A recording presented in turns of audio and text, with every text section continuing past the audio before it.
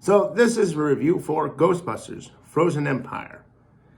I'll start off. I enjoyed this film. It was a very fun film to watch, a very engaging experience.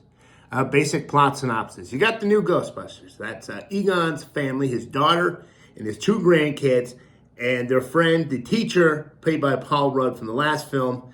They're now in New York. They're at the old firehouse, and they're out busting ghosts. And they've got this big ghost who wants to freeze over the whole world, and they got to stop him. Real simple plot. That being said, it was kind of handled kind of choppingly. They have all these characters. They have all these sort of story arcs. And, some of them work. Like Phoebe, she gets kicked off the team. And she befriends a ghost. And there's that conflict because, she's a ghost person. This is a ghost, but it's not like one of those monster ghosts. It's a ghost that used to be a person. So she actually has thoughts and feelings. And, Phoebe becomes friends with her.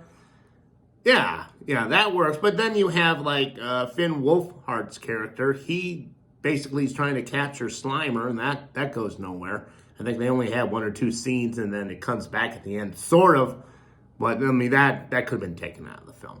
But it's not that big of a problem because, like I said, the main plot line, I thought they handled pretty well.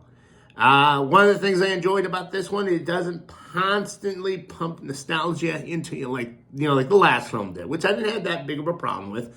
But they don't do that so much in this one, even though, like I said, they're back in New York. They're back in the firehouse.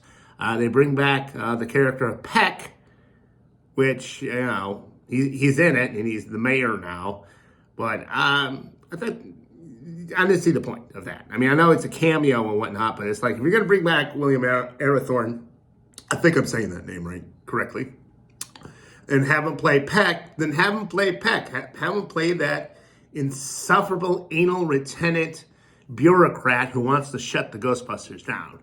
He was kind of like that as, the mayor, but he doesn't have the energy that he used to have in the first one. So like I said, all around I enjoyed. This movie has a great deal of heart. One of the storylines involves, the family coming together. And, Ghostbusters, it's made by, the Reitmans. It went from father to son. So, you feel that these people, they're all family. And I think it sets up like a Ghostbusters franchise without constantly trying to set things up. You get the concept that now Ghostbusters has become this sort of almost corporate entity that, it's not just four guys, it's a bunch of people in different areas working together to capture ghosts, sort of like the James Bond series, how he works for MI6. You got Q and you got M. I think that could be like the future of the Ghostbusters, where Ernie Hudson's character, Winston, he's kind of like M, and then he tells people, well, you got to go to Florida to stop this giant gator ghost. I'm still waiting for that film. And then they send out the Ghostbusters, and they go and they capture the giant gator ghost. That's the movie. And I would look forward to that. That's at the end of this, I'm like, I want more Ghostbuster adventures. So, very good film.